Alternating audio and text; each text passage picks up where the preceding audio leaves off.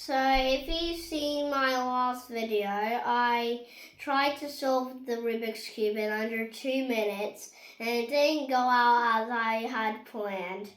So this is my second attempt to solve this Rubik's Cube. So today I'm going to solve this Rubik's Cube in under 2 minutes.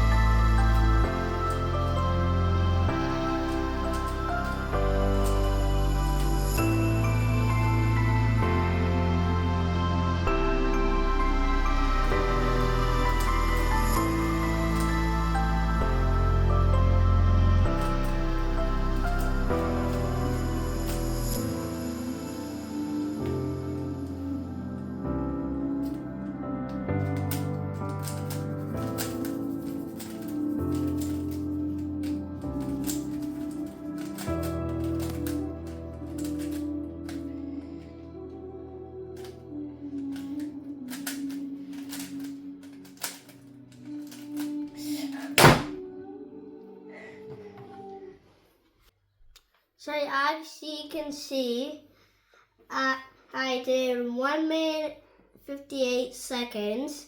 So I actually did a success. So everybody bye and like and subscribe to see more videos like this.